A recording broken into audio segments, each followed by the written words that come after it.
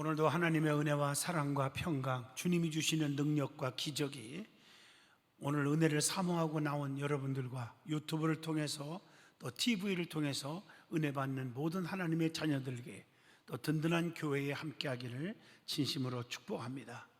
오늘 마태복음 3장 1절로 12절을 통해서 세례 요한의 삶이라 하는 제목으로 함께 은혜를 나누고자 합니다. 성경에 보면 가장 오래 산 사람이 있어요. 그게 무두셀라입니다. 969년간 살았습니다.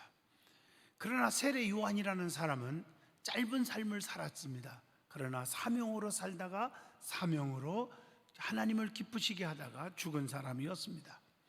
세례 요한은 6개월 동안 활동하기 위해서 무려 30년 동안 준비했고 6개월 활동 실적은 다른 선지자들보다 엄청나게 많은 평생의 업적을 능가할 정도로 많이 남겼음을 알 수가 있습니다. 세례 요한은 오직 예수님만 높이려고 최선을 다한 사람 중에 한 사람임을 우리는 알 수가 있습니다. 날마다 그의 가슴 속에는 예수님만 항상 높이고 예수님을 너무 사랑했어요. 요한복음 3장 30절에도 말씀하기를 그는 흥하여야겠고 나는 쇠하여야 하리라 하니라 이렇게 말하고 있어요. 자신은 광야에 애치는 소리라고 그렇게 고백을 하고 있습니다. 짧게 살았어도 위대하게 살다간 요한은 진실로 사명의 사람이라고 말하지 않을 수가 없습니다. 성경에 보면 하나님이 함께하는 사람, 주님의 능력과 기적과 축복의 사람들을 보면 주님의 능력이 막 나가는 것을 보게 되는데 믿음 있을 때 주의 능력이 나가고 기도할 때 주의 능력이 나가고 사명에 불붙을 때 주의 능력이 나가요. 성경을 보세요. 12년 동안 앓는 혈루병 환자가 나는 예수님 어깨만 만져도 내 병 낫겠다. 수천 수만 명이 소리 지르고 잡아당겨도 그냥 지나가시다가 그 여인의 믿음 앞에서 주님이 걸음을 멈추시고 지금 내 몸에서 능력이 나갔다. 왜 나갔습니까? 그 다음 말 보세요. 네 믿음이 너를 구원하였느니라. 따라 안심하라. 너를 구원하였다. 네 믿음이 너를 고치게 했다 하고 말씀하고 있잖아요.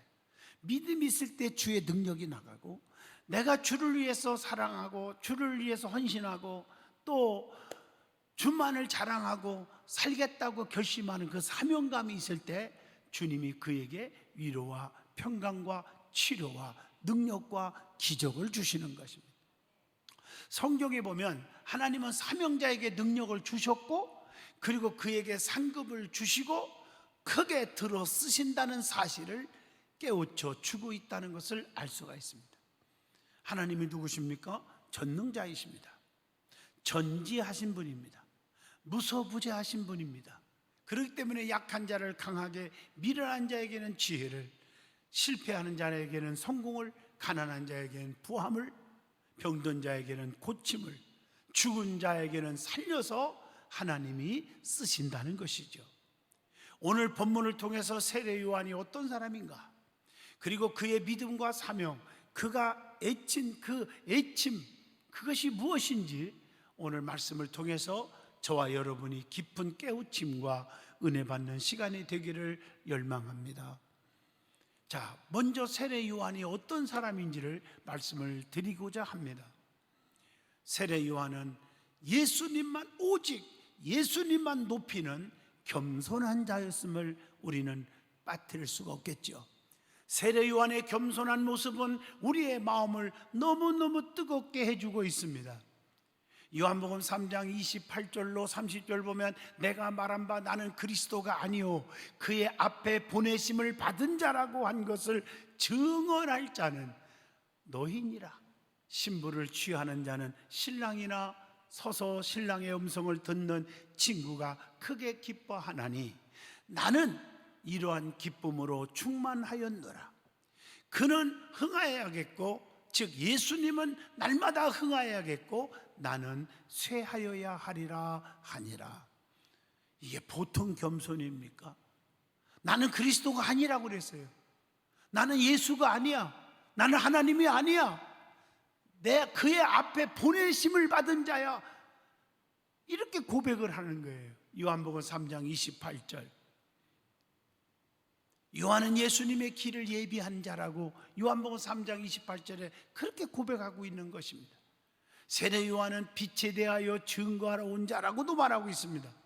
요한복음 1장 8절을 함께 봅니다. 그는 이 빛이 아니요 이 빛에 대하여 증언하러 온 자라, 이렇게 말하고 있어요.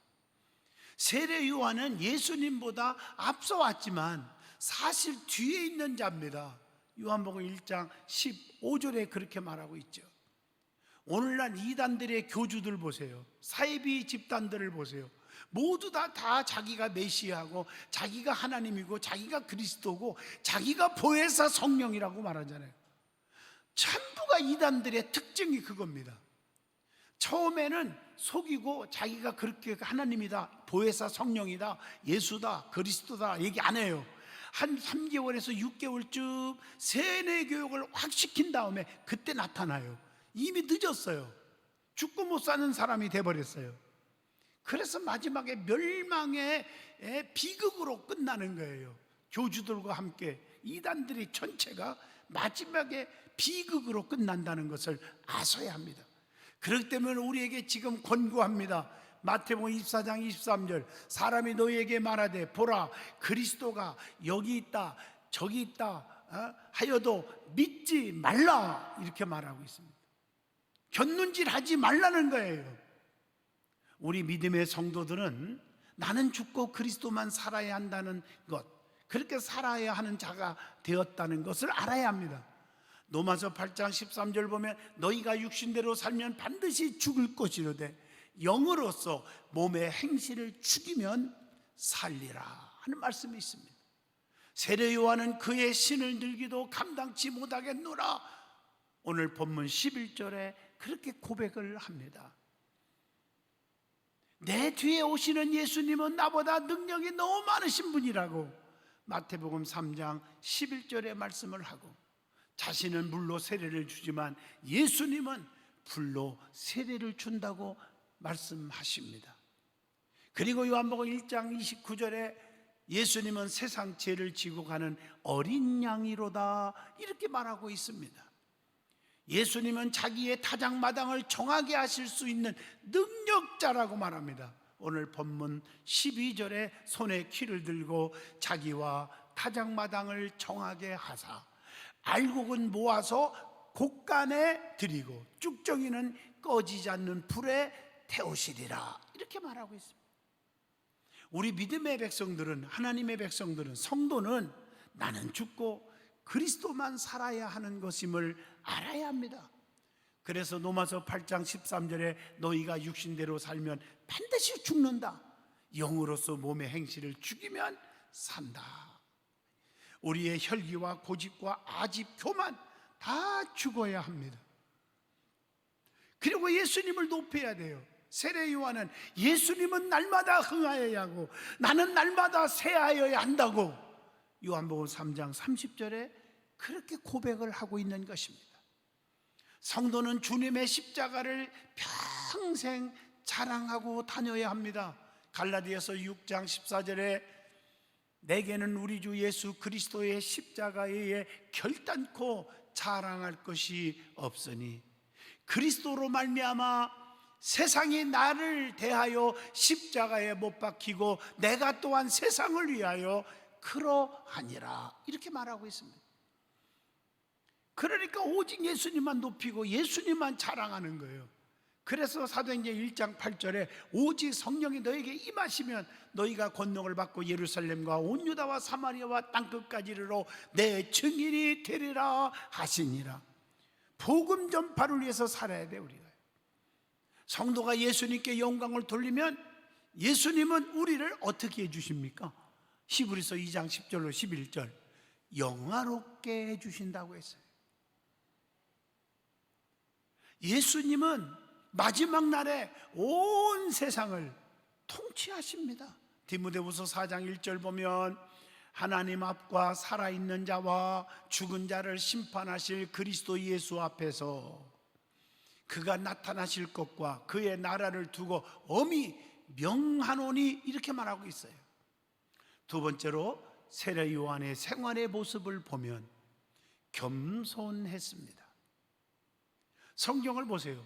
교만은 패망의 선봉이요 거만하면 넘어짐의 앞잡이지만 겸손한 자에게 은혜를 베푸시고 겸손한 자를 들어 써주신다고 했어요. 세례 요한은 겸손하게 살았습니다. 본문 4절 보세요. 목에 힘준 게 없어요. 요한은 낙타 털옷을 입었고 허리에 가죽띠를 띠고 음식은 메뚜기와 석청이었더라, 이렇게 말하고 있습니다. 낙타 옷을 입었어요. 허리에 가죽띠를 띠고 다녔어요. 음식은 메뚜기와 석청을 먹고 살았어요. 주님의 일하는 백성들은 늘 검소하게 살아야 합니다. 물질 관념에 대해서 분명해야 할 것은 세례 요한이 그렇게 살았듯이 감리교회 창시자 존 웨슬리는 믿는 사람들의, 신자들의 물질 관념을 세 가지로 말하고 있죠.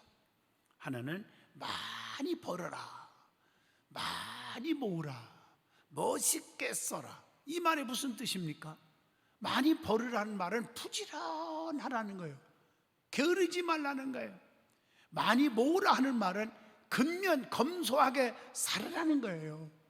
멋있게 쓰라, 이 말은 물질을 가치 있게 주의 영광을 위해서 써야 된다는 것입니다. 세례 요한의 생활 모습을 보면 사방에서 그에게 나와 죄를 자복하고 요단강에서 세례를 받았어요. 본문 5절에서 6절의 말씀이죠. 겸손할 때 사람이 막 따르는 거예요. 사명감에 그냥 하나님만 높이고 싶은 사람에게 사람이 따르는 거예요. 모세가 양치기였지만 권능의 지팡이 딱 잡고 백성들을 구원하라고 하는 하나님의 사명을 받았을 때 60만이 따라오게 하잖아요. 오순절 마가다락방에 120명이 성령의 충만 받고 오직 복음만을 위해서 살려고 나갈 때에 세상에 사도행전 1장 15절에 120명이, 2장 41절에 3,000명, 4장 4절에 5,000명, 21장 20절, 물론 사도행전입니다. 수만 명이 되었더라. 사람들이 몰려와 구원받게 됩니다. 겸손할 때 사람이 따르게 되고 교회 직분자들이 겸손할 때 교회는 성장하는 것입니다. 그 다음에 세례 요한의 사명입니다. 그 사명이 무엇인지를 말씀을 드리고자 합니다. 첫째, 세례 요한이 받은 임무가 있어요. 오늘 본문 3절 보세요. 그는 선지자 이사야를 통하여 말씀하신 자라. 일러스되 광야에 애치는 자의 소리가 있어 이르되 너희는 주의 길을 준비하라. 그가 오실 길을 곧게 하라 하셨느니라. 세례 요한은요, 광야에서 애치는 자였습니다. 성도는 요한처럼 광야에 보내심을 입은 자들임을 아셔야 합니다. 그럴 때 하나님이 함께하는 거예요. 볼지어다 내가 세상 끝날까지 너희와 항상 함께 있으리라. 마태복음 28장 20절에 그렇게 말씀하고 있는 것입니다. 그리고 세례 요한은 광야에서 애치는 소리라고 말하고 있어요. 요한복음 1장 23절 보세요. 이르되 나는 선지자 이사야의 말과 같이 주의 길을 곧게 하라고 광야에서 애치는 자의 소리로다 하니라. 이렇게 말합니다. 여러분, 소리라고 말했는데 이 소리의 의미가 뭘까요? 소리는 이름이 없어요. 이름 없는 소리. 다만 주님만 높이는 것을 의미합니다. 또 소리 없는 것은 소리가 있잖아요. 소리 없는 소리가 있잖아요. 그것은 삶의 본이 되라는 거예요. 마가복음 1장 6절에도 낙타옷을 입고 허리에 가죽띠를 띠고 메뚜기와 석청을 먹었더라. 그리고 소리는 부르짖는 소리가 있어요. 순교를 각오하는 것을 의미합니다. 마가복음 6장 18절에 요한이 헤롯에게 말하되 동생의 아내를 취한 것이 옳지 않다 하였습니다. 바르게 말하는 거예요. 그리고 사라지는 소리가 있는데 바로 사라져요. 나는 날마다 나타나지 않고 이 소리가 있어요. 소리는 나타나지 않고 사라져요. 예수님만 나타나는 거예요. 그 나머지는. 요한복음 1장 27절, 내 뒤에 오시는 그이라 나는 그의 신발끈을 풀기도 감당하지 못하겠노라 하더라. 오직 예수님만 높여요. 예수님만 남게 해줘요. 그러므로 성도는 광야에서 외치는 소리가 되어야 합니다. 자기를 내세우지 말고, 목에 힘주지 말고, 자기 자랑하지 말고 예수님만 높이고 오직 예수님만 자랑하고 살아야 된다는 것입니다. 그리고 세례 요한은 본문 3절에 보면 주의 길을 예비하는 자라고 말합니다. 자기의 길이 아닌 주님의 길을 예비하는 자예요. 참된 성도는 결단코 자신을 드러내지 아니하여야 합니다. 내게 있는 것이 있어. 내 속에 가장 귀한 것, 금과 은이 아니야. 사도행전 3장 6절 보세요. 베드로가 이르되 은과 금은 내게 없거니와 내게 있는 이것을 내게 주노니 나사렛 예수 이름으로 일어나 걸어가라. 내 속에 예수로 꽉 차 있어.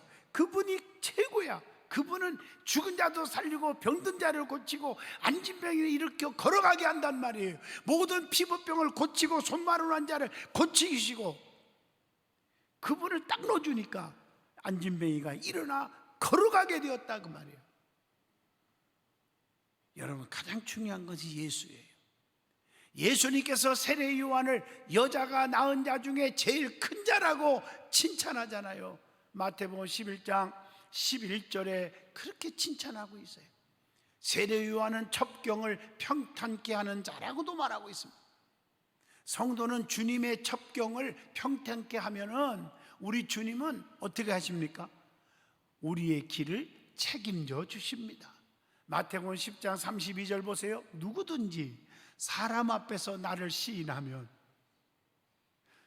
사람 앞에서 예수를 귀한 분이다, 전능자다, 죽은 자도 살리신 분이다, 그분만이 있으면 모든 게 만사가 형통이다, 이렇게 시인하고 자랑하면 나도 하늘에 계신 내 아버지 앞에서 그를 시인할 것이요. 멋있는 말씀이잖아요. 복음은 주님의 영광만을 위해서 증거되어야 한다는 것. 에베소서 5장 10절 보세요. 주를 기쁘시게 할 것이 무엇이냐? 시험하여 보라, 이렇게 말하고 있죠. 자, 그 다음에 본문 7절로 12절입니다. 세례 요한이 외친 책망 그리고 경고의 메시지가 있어요. 우리는 본받아야 됩니다. 단호하게 할 말은 하고 하지 말할 건 안 하고. 여기서 바리새인들과 사두개인들에게 독사의 자식들이라고 책망을 합니다. 본문 7절에 그렇게 말하잖아요. 그러면 바리새인들이 누굽니까? 바리새인은, 자, 원래 바리새인이라는 뜻을 보면 구별된 사람이라는 뜻을 가졌어요.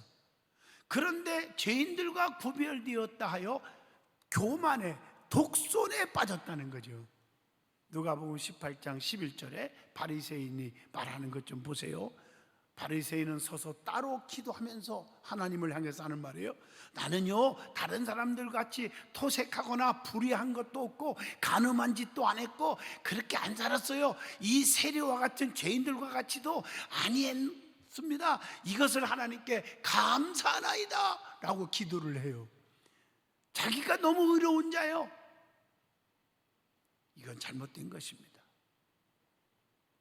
그리고 신앙의 생활화보다는 전통을 내세웠어요. 요한복음 8장 39절, 대답하여 이르되 우리 아버지는 아브라함이라 하니 예수께서 이르시되 너희가 아브라함의 자손이라면 아브라함이 행한 일들을 할 것이야는. 또 바리새인들은 종교적인 의식에 치중해서 형식화되어 버렸어요. 마태복음 23장 1절로 36절에 기록되어 있습니다. 오늘 이렇게 바리새인과 같이 살지 않기를 주의 이름으로 부탁합니다. 또 사두개인들을 책망했어요. 사두개인이 어떤 자들입니까? 그들은 사도행전 5장 17절 보면 사두개인의 당파가 다 마음에 시기가 가득하여 일어나서 율법만을 존중하는 귀족계급이에요. 그 사람들은 사도행전 23장 6절로 8절에 보면 사두개인들은 부활과 미래의 천국 내세를 부인하는 현실주의자들이었어요. 마태복음 22장 23절로 33절을 쭉 읽어보면 예수님을 핍박했고 책잡기 위해서 음모를 꾸민 자들이었어요. 오늘날 많은 분들 있잖아요. 신앙생활 오래 했다고 중직을 하면서 주의 종들의 또 성도들의 허물과 책잡을 일이 없는가, 단점이 없는가, 약점이 없는가, 불의한 거 혹시 없는가 하고 찾아다니는 사람들. 오늘 주변에 사두개인 같은 자들이 얼마나 많은지 모릅니다. 남의 허물만, 단점만 찾으려고 하는 사람들이 있어요. 그래서 나중에 정말 심판대에 서는 사람들이, 그래서 바리새인과 사두개인들을 향하여 화 있을진저 이렇게 저주를 받고 말았다는 것을 알아야 합니다. 오늘 바리새인들과 사두개인들에게 책망한 내용이 뭐냔 말이에요. 회개에 합당한 열매를 맺으라. 입술로만 거룩한 죄하고 입술로만 그러지 말고 회개에 합당한 열매를 맺으라. 잘못했으면 잘못했다고 고백하라. 대가를 치르라.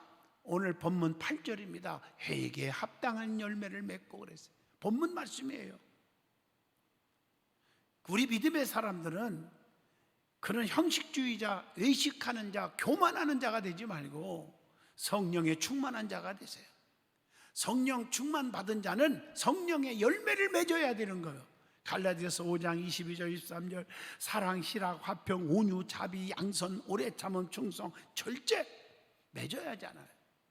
그리고 부르심을 입은 자들이라면 부르심에 합당한 행동을 해야 됩니다. 에베소서 4장 1절에 말씀하고 있잖아요. 그리고 성도는 열매를 보면 그의 모든 것을 알 수가 있잖아요. 열매를 보고 판단하는 거예요. 마태복음 7장 18절에 좋은 나무가 나쁜 열매를 맺을 수가 없고 못된 나무가 아름다운 열매를 맺을 수가 없느니라 이렇게 말하고 있습니다. 예수님은 열매 없는 무화과 나무를 저주했어요. 마태복음 21장 19절입니다. 그리고 책망한 내용이 무엇입니까? 요한이 사두개인들과 바리새인들에게 책망한 것이 뭐예요? 아브라함의 자손이라 생각하지 말라. 목에 힘주고 나는 아브라함의 자손이야, 나는 천국 백성이야, 행실은 잘못됐는데 그렇게 자꾸 교만 떨고 떠들지 마라. 에스겔서 18장 19절로 20절에 선조들의 높은 공적이 후손들을 구원하는 것이 아니라는 것입니다. 요한복음 8장 39절 족보상 아브라함의 자손이 영적 하늘 백성은 아니라는 것입니다. 어떤 사람이 돼야 합니까? 믿음으로 사는 자들만이 아브라함과 함께 복을 받을 것이라고 정확하게 갈라디아서 3장 9절의 말씀을 주고 있습니다. 함께 봅니다. 그러므로 믿음으로 말미암은 자는 믿음이 있는 아브라함과 함께 복을 받느니라 이렇게 말하고, 여러분들이요, 선조들이 신앙생활을 잘한 거 너무 중요하지만 자손들이 하나님을 잘 믿어야 돼요. 내가 신앙생활 잘했다고 물론 자녀들에게도 영향이 있을 수 있겠지만 자녀들이 믿음대로 살지 않으면 아브라함의 자손이라고 자랑하지 말라고 하는 책망이 바로 그들에게 주신 말씀이라는 것입니다. 그러면서 심판 앞에서 본문 10절에 이미 도끼가 나무 뿌리에 놓였으니 좋은 열매 맺지 아니하는 나무는 찍어서 불에 던지느니라고 말씀합니다. 그래서 마태복음 21장 18절로 19절에 하나님은 나무마다 좋은 열매 맺기를 원하시고 계십니다. 하나님은 좋은 열매를 맺는 것을 너무 기뻐하십니다. 요한복음 15장 8절에 그렇게 말씀하고 있어요. 하나님의 나라는 좋은 열매 맺는 백성만이 유업으로 받을 수가 있다고 마태복음 21장 43절에 기록하고 있습니다. 좋은 열매 맺지 않으면 어떻게 됩니까? 마태복음 7장 19절에 나무마다 찍혀서 불에 던지어지느니라 이렇게 말합니다. 오늘 본문 10절에도 예수님께서 도끼가 이미 나무 뿌리에 놓였다고 했는데 주님의 심판이 얼마 남지 않았음을 확실하게 경고해 주고 있다고 봅니다. 오늘날 주의 종들의 여기저기서 전화가 옵니다. 목사님들이 또 모여서 얘기를 합니다. 이구동성으로 이 시대를 주님이 너무 심판하러 오실 날이 가까웠다고 이구동성으로 지금 말하고 있어요. 여러분이요, 백신을 맞고 뭐 코로나가 잠잠하는 것 같아도 변이 바이러스가 또 생겨요. 그것도 잡으면 또 다른 게 더 무서운 바이러스가 생길 거라고 말하는 분들이 너무나 많습니다. 이것은 주님의 심판이 얼마 안 남았다 하는 경고라고 하는 것입니다. 이럴수록 믿음의 사람들은 이 나라와 이 민족을 위해서 하나님 앞에 기도하고 하나님을 두려워할 줄 알고 교회가 바로 서고 믿음이 회복되고 예배가 회복되게 해달라고 기도하셔야 됩니다. 우리가 열매 맺지 않으면 안 돼요. 열매를 맺는 비결이 무엇입니까? 요한복음 12장 23절로 24절에 예수께서 말씀하십니다. 내가 진실로 너에게 이르노니 한 알의 밀이 땅에 떨어져 죽지 아니하면 한 알 그대로 있고 죽으면 많은 열매를 맺느니라, 이렇게 말하고 있어요. 요한복음 12장 24절 말씀이 자신이 죽어야 많은 열매를 맺는다는 거예요.